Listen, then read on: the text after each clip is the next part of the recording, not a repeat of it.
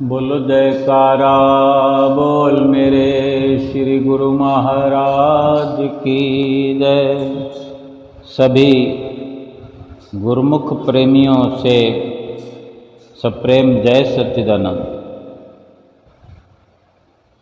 वचन हैं सतपुरुषों के बड़ी सुंदरता लिए हुए, एक एक शब्द अपने आप में एक प्रकाश फैलाता हुआ, हर दिल अजीज संत सतगुरु केवल और केवल भलाई के कारण ही इस प्रकार के वचन फरमाया करते हैं कि हम गुरुमुख प्रेमियों को भली भांति समझ आ सके, सत्य असत्य की परख हो सके और अपने मन को हम स्थिर कर सके। फरमाते हैं कि बंधे को बंधा मिले, छूटे कौन उपाय, कर सेवा निर्बंध की, जो बंध से लेत छुड़ाए। कि दुनिया की हालत पर नज़र डाल के देखा जाए, जो निरख परख की दृष्टि रखते हैं वही समझ पाते हैं। अगर हमारे अंदर भी सतगुरु की बख्शी हुई नज़र प्रवेश कर गई है, या हम सतगुरु से अपनी विचारधारा को मिला रहे हैं, मिला लिया है, मिलाने का प्रयास नित्य प्रति किया करते हैं, उनके वचनों पर चलने की कोशिश किया करते हैं, थोड़ा थोड़ा चलते भी हैं, तो भी हम भली भांति समझ सकते हैं कि हम गुरुमुखों में और आम संसारी लोगों में कितना बहुत बड़ा अंतर है। कि संसार में जो भी जीव बंधनों में फंसा हुआ है, बंधन युक्त है, बंधन से जकड़ा हुआ है और अपनी फरियाद, अपनी गुहार, अपनी मनोरथ को पूरी करना चाहता है, अपने ही जैसे बंधे हुए लोगों से फरियाद करता है कि मुझे छुड़ा दो, मुझे बंधन से आज़ाद करा दे कोई, मैं बड़ी दुखद अवस्था में हूँ, मेरा कोई दुख मिटा दो। पर महापुरुषों ने ये फैसला दिया कि बंधे को बंधा मिले, यानी एक बंधा हुआ व्यक्ति दूसरे बंधे हुए व्यक्ति को कैसे छुड़ा सकता है? सभी तो बंधनों में बंधे हुए हैं। ये बंधन कौन सा है? माया का बंधन है, विषय विकारों का बंधन है, मोह का बंधन है, सांसारिक रिश्तों का बंधन है, जिनसे छूट नहीं पा रहा और लगातार प्रयत्न करते हुए भी दुख उठाता ही चला जा रहा। प्रयत्न करता है छूटने का, छूटना चाहता है, दुखों से आज़ाद होना चाहता है, मोह के बंधन से आज़ाद होना चाहता है, संसारिक झूठे रिश्तों से भी हटना चाहता है। हर प्रकार की संसारिक कार्रवाई जो है, संसारिक जो फसाव है, वो बंधन है। महापुरुषों का ये इशारा होता है कि जब बंधे हुए के आगे, यानी एक दुखी व्यक्ति दूसरे दुखी व्यक्ति के आगे फरियाद करेगा तो वो किस प्रकार दुख का निवारण करेगा? दोनों की एक जैसी दशा है। कर सेवा निर्बंध की, यही सत्पुरुषों की सीख है कि जो बंधन से मुक्त हैं, बंधन से आज़ाद हैं, और जो दूसरों के बंधन खोल सकते हैं, बंधनों को तोड़ सकते हैं, जिनको बंधनों से छुड़ा सकते हैं, आज़ाद कर सकते हैं, उनकी सेवा करो, उनकी शरण ग्रहण करो, उनकी सीख पर चलो, उनकी शिक्षा जो मिलती है उस पर अमल करते हुए स्वमेव संसार भर के बंधनों से ये जीव आज़ाद हो सकता है, हो जाता है। और कितनी सहजता से हो जाता है। कोई पैसा खर्च नहीं होता, कोई किसी प्रकार से कोई परेशानी नहीं आती। संसार भर के सारे बंधनों से आज़ाद कर दे कोई, वो मुक्त पुरुष ही हो सकता है। वो मुक्त पुरुष वक़्त के संत सतगुरु इस दुनिया में केवल और केवल इस कारण से ही अवतार लेते हैं कि वो संसार के जीवों की ये जो पीड़ा है, ये दुखद अवस्था है, इससे छुटकारा दिलाते हैं। सबको सुखी बनाना चाहते हैं। जो भी उनकी चरण शरण ग्रहण करके उनके बताए रास्ते पे चल पड़ता है,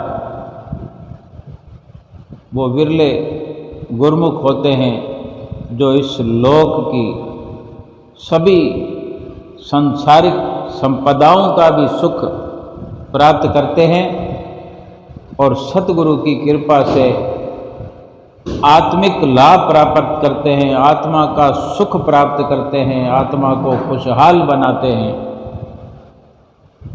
और इसी प्रकार हर पल उनका व्यतीत होता है। समझने के लिए अधिक जरूरत नहीं होती। अपने मोह के कारण, अपने आप को मोह के अंदर फंसाकर रखने के कारण या उसमें से ना निकल पाने के कारण अपने आप को ठीक ठहराना, अपने आप को सही बताना, अपने आप की गलत कार्रवाई को सही साबित करना, ये एक और बहुत बड़ा अपराध जीव से होता रहता है। और समय यूं ही मोह के बंधनों में ही व्यतीत होता रहता है। महापुरुषों को, संतों को ये देखकर अधिक दुख होता है, क्योंकि वो भली भांति जानते हैं कि हर इंसान बंधनों से आज़ाद हो सकता है और ये जीवन सुख से व्यतीत कर सकता है।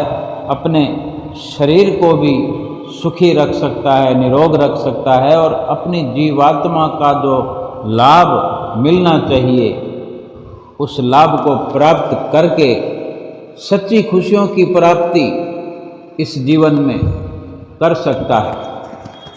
लेकिन जब तक सत्यता की ओर कदम नहीं बढ़ाता, जब तक सत्य के साथ सत्य का संग नहीं करता, बेशक सत्संग में सुनने के लिए हम पहुंच जाते हैं मंदिर द्वारों में, कुटिया पर, आश्रम में, बड़े बड़े पोथे पढ़ते हैं, अच्छी अच्छी किताबें पढ़ते हैं, टीवी चैनल पे सत्संग सुना करते हैं, लेकिन पड़े उसी मोह में रचे पचे रहते हैं। दुख मिटता नहीं, क्योंकि प्रीत जो हमने संसार में लगा रखी है, अपनी जो सुरती फंसा रखी है, अपने मन को जो लगा रखा है संसार के अंदर, ओत प्रोत कर रखा है, वहाँ से हटाने का प्रयास नहीं करते। सतगुरु की चरण शरण ग्रहण करने के बाद में भी, इतना प्रयास करने पर भी अगर कोई दुखी हो तो ये और बड़े दुख की बात है कि आम संसारी मनुष्य जिसने महापुरुषों की चरण शरण ग्रहण नहीं की, जो सत्संग में आता ही नहीं, उसकी जो पीड़ा है वो सीधे सीधे समझ में आती है।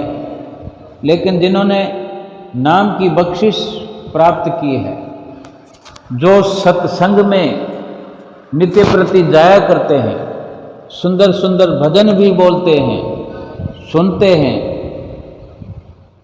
वो अगर इस प्रकार की भ्रामक मिथ्या अगर वार्ता करें या अपने मुख से ये उच्चारण करें कि मेरा मन नहीं लगता, मेरा मन नहीं टिकता, मेरा मन दुखी है, यानी संसार की कार्रवाई को समझना पड़े। ये जीवन, ये सब समझने के लिए हमने प्राप्त किया है मनुष्य जीवन। 84 लाख योनियों में श्रेष्ठ उत्तम मनुष्य जीवन है। 84 लाख योनियों से ऊपर ये जीवन है।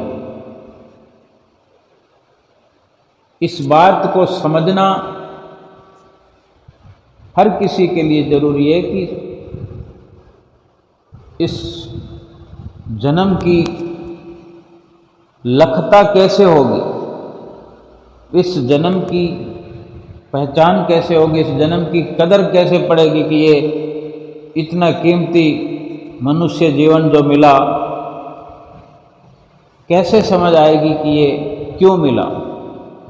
तो ये सारी समझ संतों महापुरुषों की चरण शरण में जाने से मिलती है कि ये शरीर क्यों मिला, इसकी कितनी कदर कीमत है, श्वासों की कदर कीमत कितनी है। फिर जो लाभ की प्राप्ति है वो इस प्रकार के संतों महापुरुषों के वचन, जो वो हिदायत भरे वचन फरमाते हैं, जो जीवन जीने की कला सिखाते हैं, जीवन जीने की युक्ति बताते हैं, नाम की बख्शिश करके नाम को जपने के लिए जो हिदायत करते हैं, उस पर अमल करने से फिर वो लाभ भी प्राप्त होगा। कोरा ज्ञान हासिल करने से भी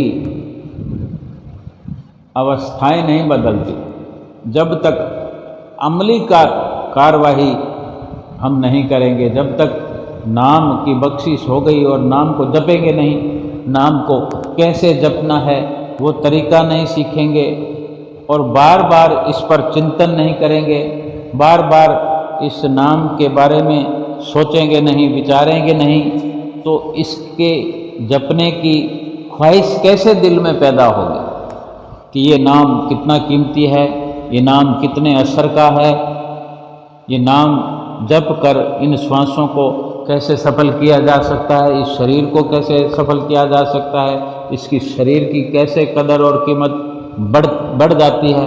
एक आम इंसान जो कि मनुष्य जीवन पाकर के इस संसार में आया और संसार के काम धंधों में लगा रहा, जीवन व्यतीत कर दिया, सारी जिंदगी पाई जोड़कर एकत्र करता गया और उम्र पूर्ण होने को आई, तब भी इकट्ठा करते चला जा रहा है। लेकिन उसको ये कब समझ आएगी कि केवल इकट्ठा ही कर रहा हूँ, तो खर्च कब करूँगा।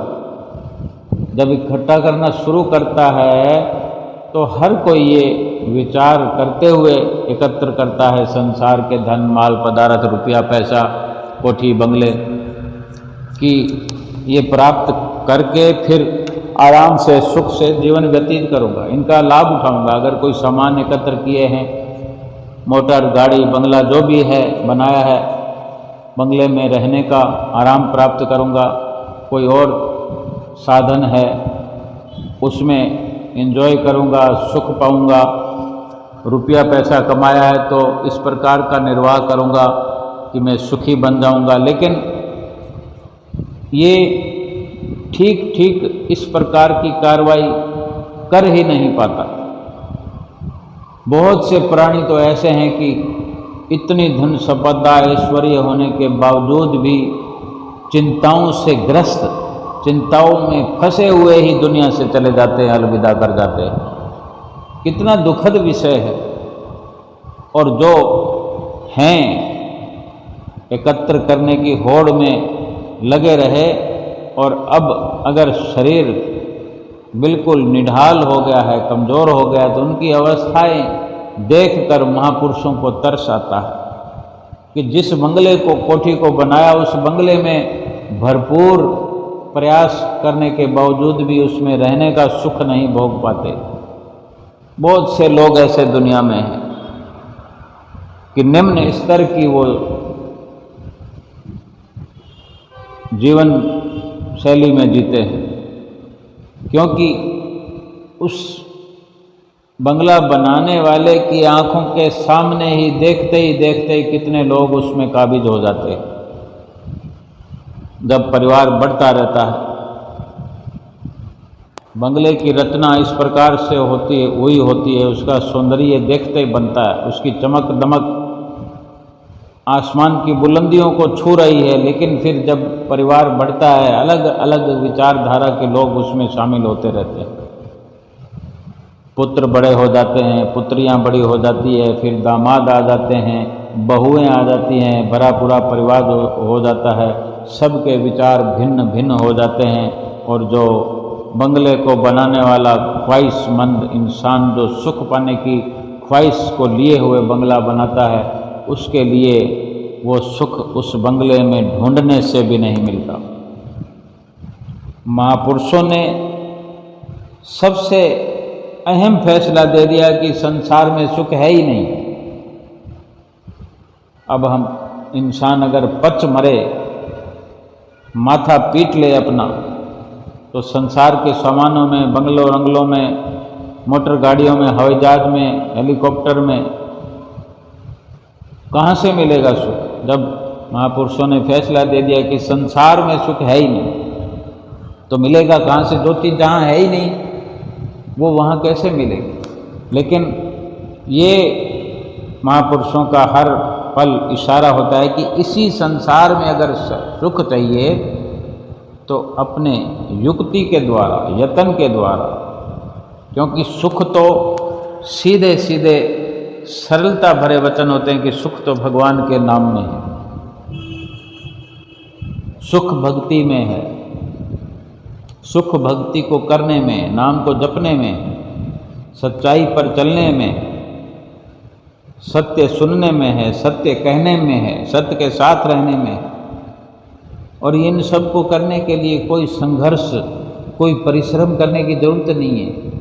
बस केवल अपने दिल को सतगुरु के चरणों से, उनके वचनों से जोड़ देना है। जो प्रीत संसार से है वो प्रीत सतगुरु से कर देनी है। फिर उधर प्रीत बढ़ती जाएगी और संसार से प्रीत हटती जाएगी, और रहना इसी संसार में है, लेकिन अपनी प्रीत जो है, अपना प्रेम जो है, सच्चा जो प्रेम है, वो सुख वाले स्रोत में, सुख वाले भंडार से जोड़ देना। सुख का भंडार सतगुरु है, सतगुरु के चरण है। कोई सोचता है कि तीर्थ करने से मैं अपने मन को स्थिर कर लूं, कोई सोचता है तीर्थ नहाने से मेरे शरीर के दुख मिट जाएंगे, आत्मा भली चंगी हो जाएगी। शरीर को किसी भी तीर्थ में नहाने से साफ किया जा सकता है, लेकिन उस किसी भी प्रकार के पानी का आत्मा से कोई साफ करने का कनेक्शन नहीं है। दूर दूर तक ये संभव नहीं है। वो नाम रूपी जो सतगुरु ने हमें नाम की बख्शिश की है, उसको नाम को जपने से मन की दशा बदलती है, मन पर चढ़े हुए कलिमल कलेश धुलते हैं। मन की जब दशा बदलती है, मन संसार को छोड़कर जब सतगुरु के चरणों में जुड़ता चला जाता है, उसका वहाँ पर ठिकाना बन जाता है, मन स्थिर हो जाता है सतगुरु के चरणों में। सतगुरु की भक्ति करने में मन जब प्रवृत्त हो जाता है, फिर उसे संसार के विषय, भोग, मोह, लोभ ये अच्छे नहीं लगते, क्योंकि सतगुरु भली भांति ये समझा देते हैं कि भले ही संसार का सब कुछ प्राप्त करो, जो प्रारब्ध में लिखा हुआ है वो इशारा एक प्रभु का समझ के जो प्रारब्ध मिलता है उसको समझना है कि जो मेरे मुकद्दर में है, लिखा गया है, जो मैं करनी करके आया हूँ वही मिलना है। और उसके लिए अधिक प्रयास करने की ज़रूरत नहीं है, रात दिन पच पच के मरने की ज़रूरत नहीं है, माथा पीटने की ज़रूरत नहीं है। अगर मुकद्दर में है तो वो सहज में मिलेगा। ना तो कपट करने से धन मिलेगा, ना बुराई वाले रास्ते पर चलने से मिलेगा, ना किसी को धोखा देने से, ना किसी का दिल दुखाने से। हम एक होड़ में लग पड़ते हैं कि मैंने उससे अधिक कमाना है, मैंने उससे बड़ा मकान बनाना है, उससे ज़्यादा रिश्तेदारियां बनानी है। मतलब किसी को एक आधार मानकर उससे आगे निकलने की एक होड़ हम स्वीकार कर लेते हैं और उस पर चल पड़ते हैं। आगे निकलने की धुन सवार हम पर हो जाती है। आगे नहीं निकलना और ना पीछे रहना, केवल अपने आप को स्थिर करना, तटस्थ करना, सतगुरु की भजन बंदगी में, भक्ति में अपने आप को प्रवृत्त करना है, अपने मन को लगाना है। मन जब भजन भक्ति में लग जाता है, जब रस आने लगता है, फिर मन को चाहकर भी संसारिक रस भोगों में हम दौड़ नहीं सकते। संसारिक रिश्तों की चमक दमक फिर मन पर असर नहीं करती, क्योंकि सब कुछ समझ आ गया। और फिर वो जो सात्विक सुख होता है, जो सच्चा सुख होता है, सच्ची शांति और एक मन का सुकून होता है, वो सतगुरु के चरणों में जुड़ने से अपने आप सहज में प्राप्त होता है। और जब ये समझ में आ जाए कि अधिक प्रयास करने से अव्वल तो धन मिलता नहीं, रात और दिन पच पच के मरने से धन मिलता नहीं। अगर कोई ऐसा सोचकर सफलता प्राप्त कर ले या उसका मानस, उसका इरादा पुख्ता है, उसने ऐसा सोचकर कि मैंने प्रयास किया, मैंने प्राप्त कर लिया, वो प्राप्त करने के बाद उसका लाभ क्या है? कभी संतों के पास जाकर उस धन का व्यय नहीं किया, सदुपयोग नहीं किया, खर्च नहीं किया, किसी भी तरह से परोपकार के लिए उस धन को खर्च नहीं किया कि सतगुरु से जाकर, संतों से जाकर पूछा जाए, उनसे आज्ञा प्राप्त की जाए कि धन कैसे खर्च करना है, या उनसे जाकर दया प्राप्त करते हुए उनके चरणों में वही धन जो मेहनत मशक्क़त करके कमाया हमने, वो उनके चरणों में रखी जाए संपदा, वो धनराशि, और बड़े सहज स्वभाव से, विनम्र भाव से वो सब कुछ सतगुरु के चरणों में अर्पित किया जाए, तो सतगुरु अंतर्यामी है। हमारे धन को, हमारे मन को कौन सी करनी करवा करके निर्मल बना देते हैं। किस प्रकार से हमारा मन निर्मल बनेगा, कहाँ कहाँ हमने किसको क्या कुछ देना है, कहाँ कहाँ हमारा लेखा पड़ा है, हम नहीं जानते। लेकिन हमारे सतगुरु त्रिकालदर्शी हैं, तीनों लोकों की जानने वाले हैं कि हमारा कहाँ कहाँ पर लेन देन है, कहाँ कहाँ पर हमारा दुखों का जो फैलाव है, असर है, वो कहाँ तक दुखों की जड़ें हैं, किस किस से इस जीवन के अंदर हमने क्या क्या चुकता करना है, ये हम नहीं जानते। लेकिन सतगुरु भली भांति जानते हैं, क्योंकि हम सतगुरु के चरणों में जा कर के दंडवत प्रणाम करते हुए उनसे गुहार लगाते हैं, फरियाद करते हैं कि मेरे सतगुरु मुझे बख्शिश करो, मुझे बख्शो, मैं गुनाहगार हूँ। जब इस प्रकार फरियाद करते हैं, पुकार करते हैं और एक हुक्म के तहत, एक नियम के तहत अपने आप को विनम्र बना के एक सच्चे विश्वास के तहत, एक विश्वास को लिए हुए उनके चरणों में नतमस्तक होते हैं, दंडवत प्रणाम करते हैं। विश्वास नहीं है तो किसी चीज़ का कोई फायदा नहीं। जिस तरह महापुरुष हमेशा फरमाते हैं कि कोई भी कार्रवाई करते हैं, एक बच्चा पढ़ता है, वो डॉक्टर बनना चाहता है, किताबें पढ़ता है, समय देता है, ट्यूशन भी पढ़ता है, स्कूल में, कॉलेज में, सब जगह अपनी अपनी ड्यूटी देता है, लेकिन अगर वो अपने मन को शामिल ना करे, वो सारी कार्रवाई मन लगा कर ना करे, तो क्या वो डॉक्टर बन जाएगा? कोई अगर रुपया पैसा खर्च करके डॉक्टर बन भी जाए तो वो क्या डॉक्टर का सही कार्य कर पाएगा? अपनी डॉक्टरी का किसी को लाभ पहुंचा पाएगा? खुद उस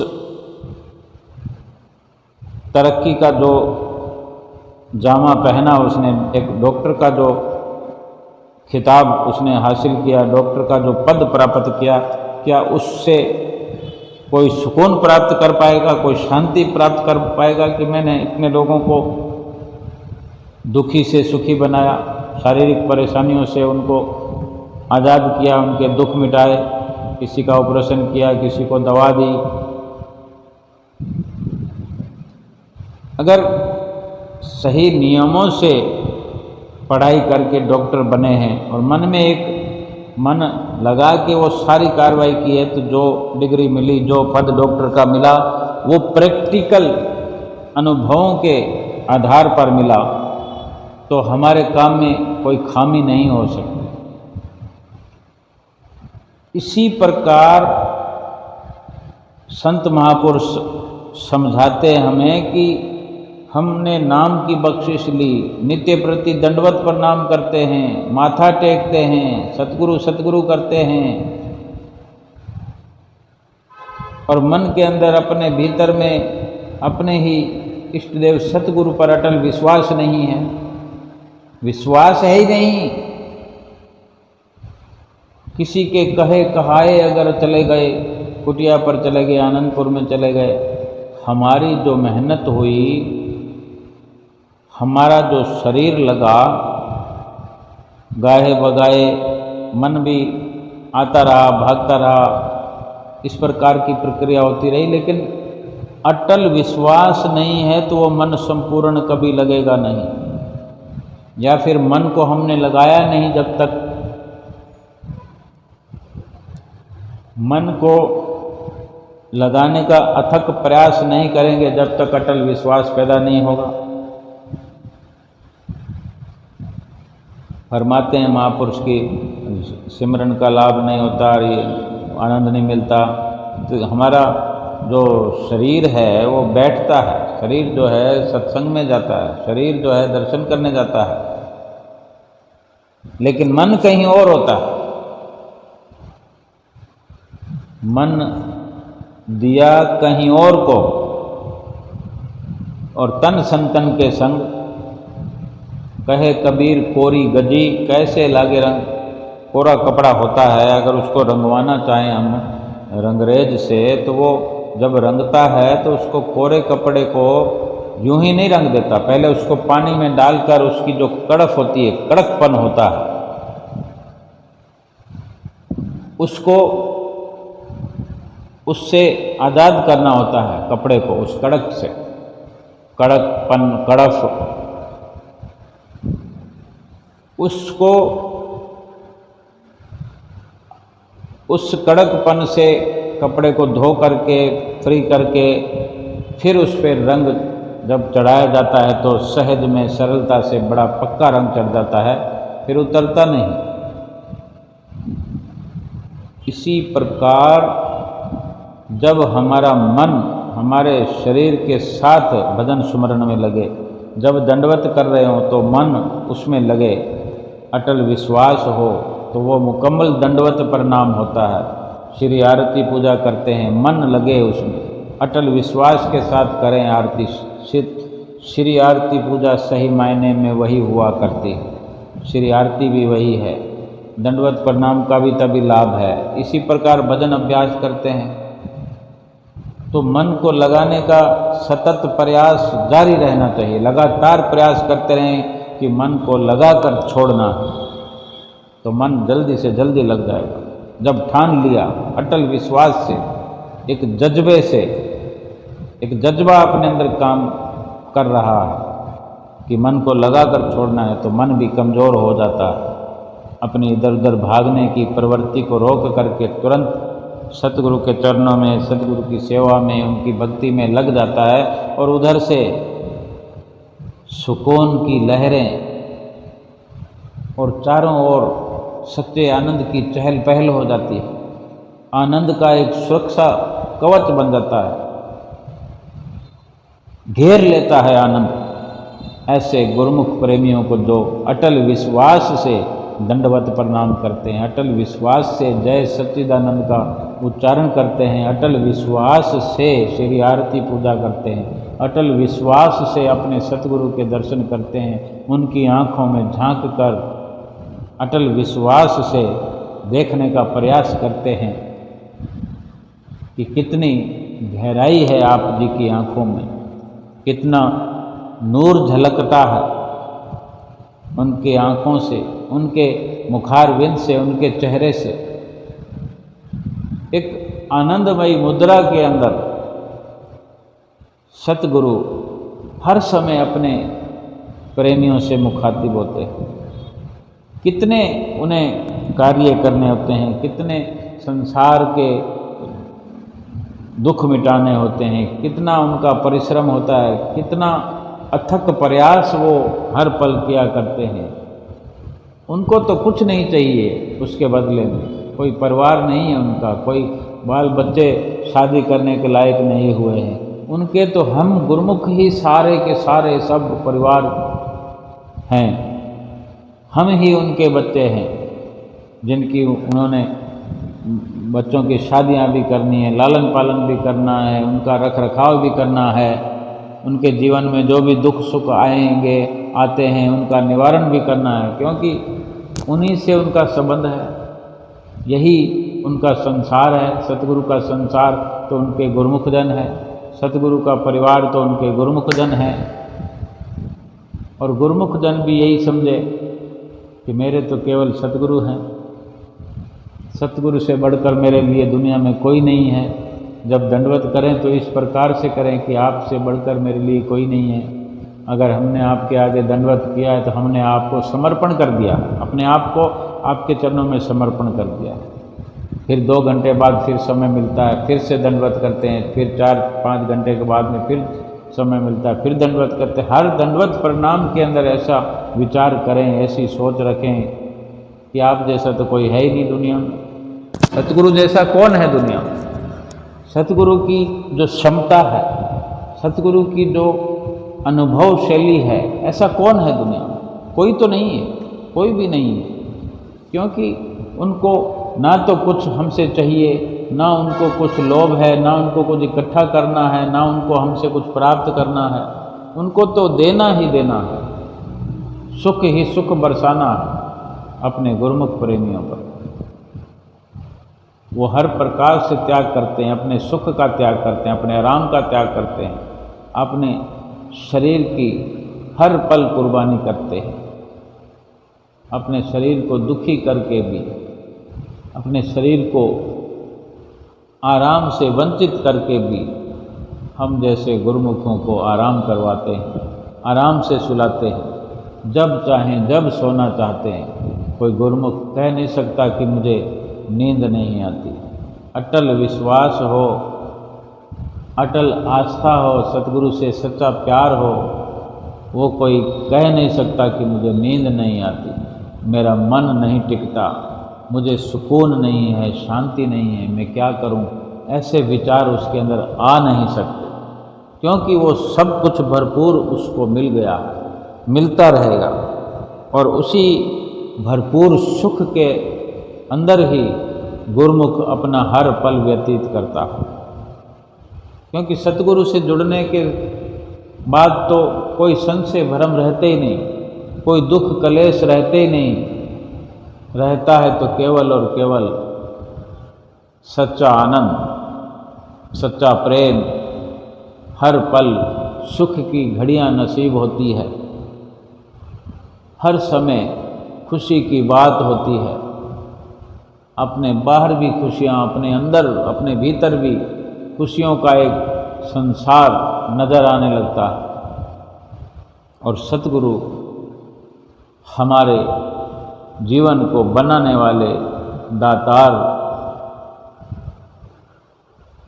जो हमें अपनी नेमतों से नवाजते हैं, उनका केवल और केवल अनुपम प्यार नज़र आता है। दुख तो कहीं जन्मों पीछे छूट जाते हैं। मनुष्य जीवन को पाकर के जितना भी हम चाहें भजन भक्ति कर सकते हैं।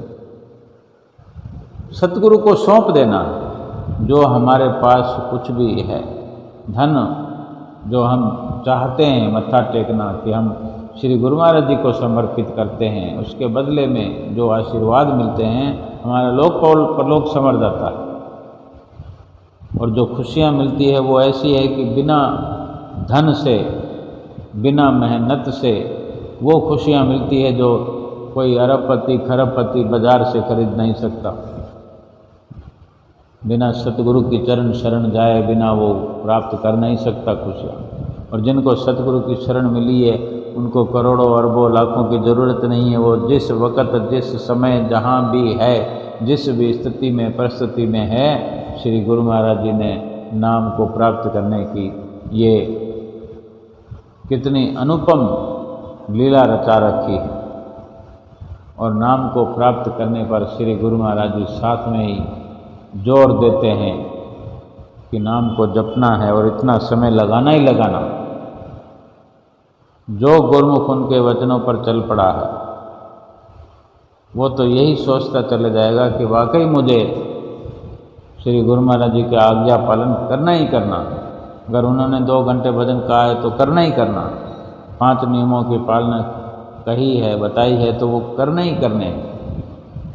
इस प्रकार से अगर कोई गुरुमुख ठान लेता है, ठान लिया है, तो नित्य प्रति अपने मन को पाक साफ करते हुए सतगुरु के चरणों में लगा करके और उनसे जो बख्शिश नाम की मिली हुई है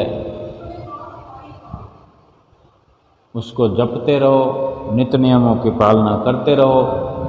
ये लोक भी हमारा सुहेला हो जाएगा, पर लोक भी संवर जाएगा। फिर कोई ऐसा कार्य नहीं दुनिया में जो हम कर ना सकें, वो कोई हमारा काम हो ना सकता हो, क्योंकि वो सब कार्यों की सतगुरु जिम्मेवारी लेते हैं।